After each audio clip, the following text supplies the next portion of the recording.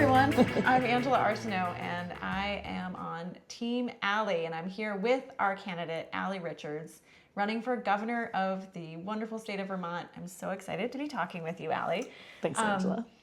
As you know, and as many people know, many people watching, listening know, one of the really important pieces of any campaign is your platform. Oh, yes. So I wanted to take some time to talk with you about the many elements of your platform, Great. one at a time. And today, I'm really looking forward to our conversation about housing.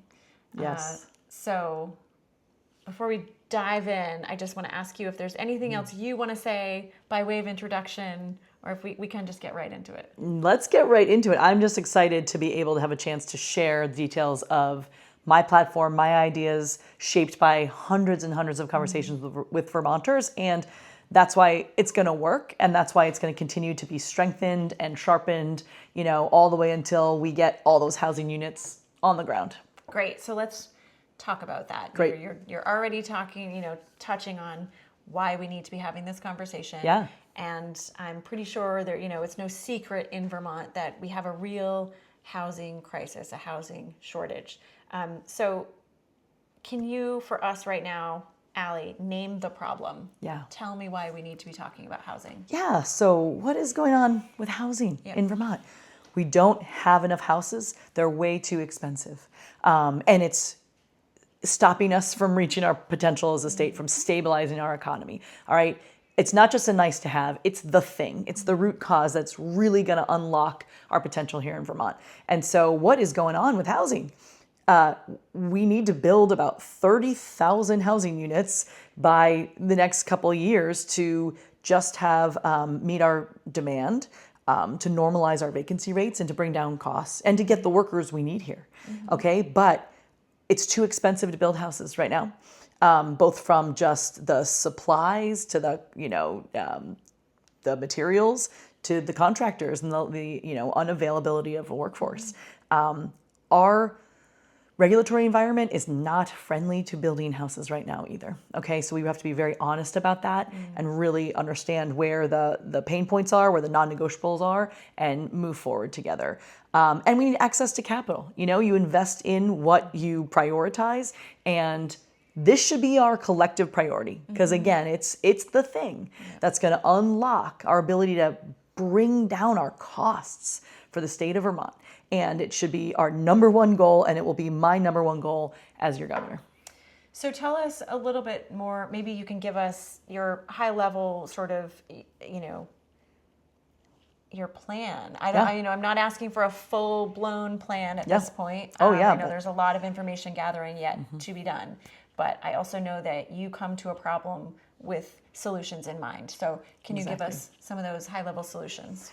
Yeah, what I'm understanding is focus, prioritization, and every little bit helps. And this is from, again, conversations with nonprofit housing developers, for-profit housing developers, leaders in municipalities, Vermonters on the ground. We need to set regional housing targets, all right? Where the house is going, how are we gonna all marshal our, power together to get it done? So set regional housing targets. A sales tax holiday on building supplies, okay? We've done it for agriculture. We absolutely know how to do it. We can do it right now. If this is our priority, let's go. Pair workforce with housing development, all right? We don't have enough contractors. We don't have enough plumbers. We don't have enough electricians. So we need apprenticeships right through career and technical education up into folks building the housing. We need, apprenticeship models, loan forgiveness, incentive pay, worker-supported housing. These are things we know work, and we should target them on housing if it truly is our priority as a state. And also we need to inject technical assistance at the right place at the right time. And this one's critical. I want to linger on this one for a minute. Yeah. Okay, what the heck do I mean by that? Have you heard this idea that Vermont is programs rich and systems poor? I haven't, but if I think about that for a minute, program rich, systems poor, that resonates. Yeah, we have a lot of programs. Yeah. not everyone can access them. Exactly. And that's really true it's true in everything, Angela. It's really true in housing. So the CHIP program is a great example. It's a great new tool that we worked hard to create, and it allows towns to access creative financing to pay for infrastructure like wastewater and other things you need to develop housing. And so oftentimes those things are too expensive for one development to shoulder on their own. So this is a great idea. It's a great tool in the toolbox. It can unlock billions of investment in housing, but only a couple places know how to navigate it, know how to use it. So when I say we're programs rich and systems poor, we don't have county government. We don't necessarily have enough folks who know how to navigate these complex programs, who know what actually money is on the table available to them already. And when you actually inject, this is what your state government can do for you. When you inject this technical assistance in the right place, at the right time, it just opens up all of this opportunity. So in this case, Vermonters across the landscape can actually take advantage of these tools. If we support like our regional development corporations, and all these other folks that already are on the ground and understand communities with the tools they need to say, okay, look, let this community build this housing that they know they need here. Here's how to navigate all the programs and the cash, already available to them. Yeah. And what would you say to folks who might hear that? And I know this is not what you're saying, but if they hear that and think, you're going to come into my community and tell me what to do? That's a great question. Okay, this is a beautiful dynamic about the state of Vermont. And communities know what they need. And what we are finding now in housing, and these are the conversations I've had with developers, we're starting to see a little glimmer of hope. When a community says, come build this housing here. And they've done that work together to understand the needs of their people and where they've agreed it really makes sense to build, whether it's infill or a new development, then it's all green lights. Developers saying that's the beautiful model. Because basically what it means is we have the ability to not have an appeals process, not have multiple years of cost overrun, missing deadlines. So this is really actually the beautiful thing. If we can create an environment where towns are in the driver's seat saying, we want this housing here because it's what our folks most need, and this is where we've decided it can go. That's the best of all worlds. Yeah. And you just used the word environment, so I'll bring that up because I know a lot of Vermonters worry about the balance we have to strike, between our very real resiliency needs and our very real housing needs. And it sounds like what you're talking about is not shortcutting of any sort of like protections. It's really just identifying areas where there's already been that consideration. There's been the important environmental considerations. Exactly. Here's something for you. I just learned this the other day. It used to be the Agency of Development and Environment for the state of Vermont. I love the idea of pairing those things. They don't need to be pitted against each other. We need a resilient environment. The 100-year flood is now the 1-year flood, the 3-year flood. It's our reality, and we really need to be eyes wide open on that. And we care about our environment. We care about our landscape. That's what makes Vermont in many, many ways. But humans need houses. And those are things that don't need to be pitted against each other, right? I think that's about bringing people to the table, having the conversations, with those who understand working the lands, the best, who understand, the needs of sort of the built environment. And then you can really balance these goals in a way that makes sense. And I know we can do it. I've seen us do it. But I do think the example of Act 181 that we've heard so much about recently is a good one, because the goals are worthy. They're worthy. It's protect our environment and build more houses. But in implementation, it just moved so far away from those goals. And what I think the worst part is it lost trust of Vermonters on the ground who felt like the actual law didn't do at all what it was meant to. In fact, it had all these unintended consequences. And one of those was folks who, they really invested in their land. You know, Angela, a lot of Vermonters have invested in their land as their main asset. And so to feel like the government is coming in to your land, something so personal, and stopping you from being able to do what you feel like you have to do, including maybe one subdivision to put a house for the next generation to be able to stay in Vermont, and that was your whole strategy, that's a problem. So we need to be just in better conversation together with, you know, within communities as a community, to make sure if we're passing a law, it's doing exactly what we meant it to do, you know, and not accidentally doing things that frankly were quite the opposite of the intention. Yeah. And that brings up another question for me when you talk about, you know, identifying needs, meeting needs, including the folks whose needs you think you're meeting, making sure they're included in the conversation. Because we're talking about housing, you know, bringing this all together, I'm thinking about our unhoused Vermonters and what a crucial part of the housing conversation that crisis is. So can you talk to us a little bit about that? I'm glad you brought it up. You can't talk about housing without talking about all Vermonters, including those that don't have a house.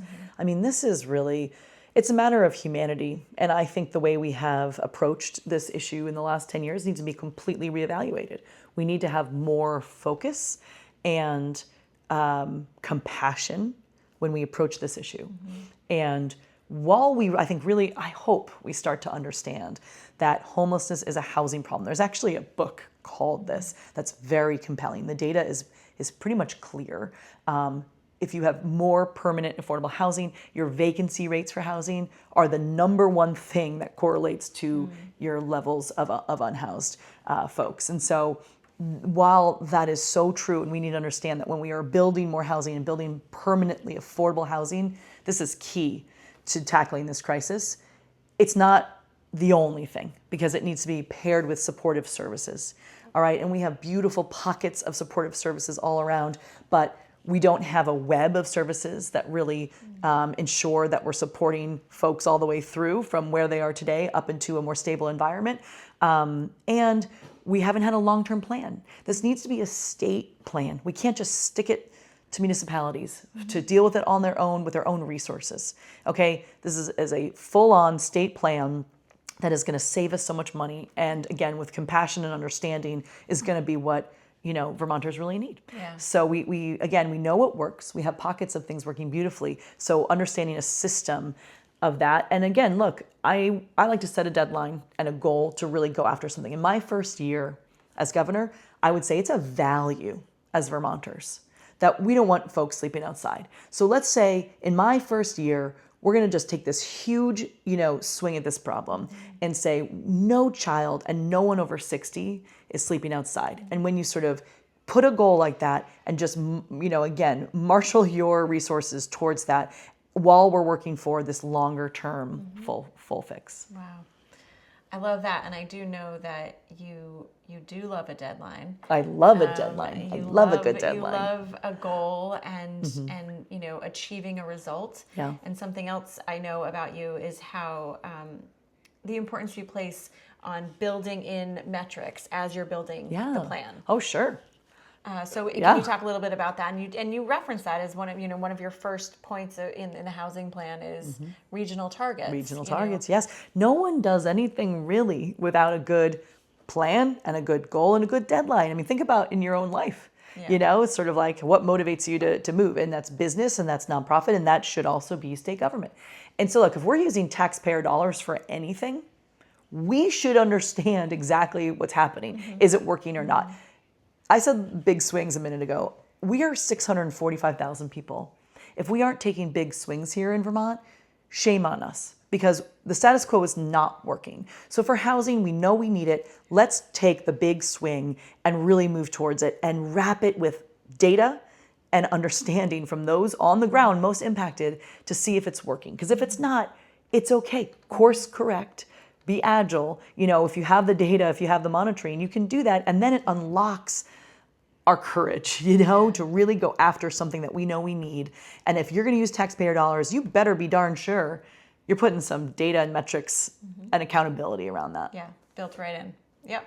From the beginning. A few minutes ago, you mentioned vacancy rates, and it actually sparked in my mind a staggering statistic I heard recently of the percentage of homes in Vermont that are in fact vacant because they are second homes or third homes, or I wonder if you want to talk about that a little bit and how that factors into your housing plan. Okay, so when we're talking about we need more housing, what do we mean?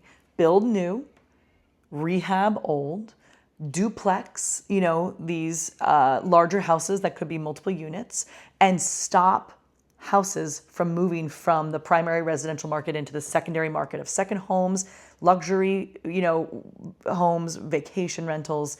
There's a place for some of that in our world, but to lose units to that market as fast as we are building them is not serving the Vermont or building by our communities for our communities. All right. So why do governments tax?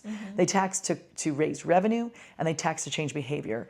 And in this case in Vermont, we must put a surcharge on second homes and luxury properties, because if we don't, we are going to be building all this housing, and we have no guarantee that they're going to, be in the primary residential market.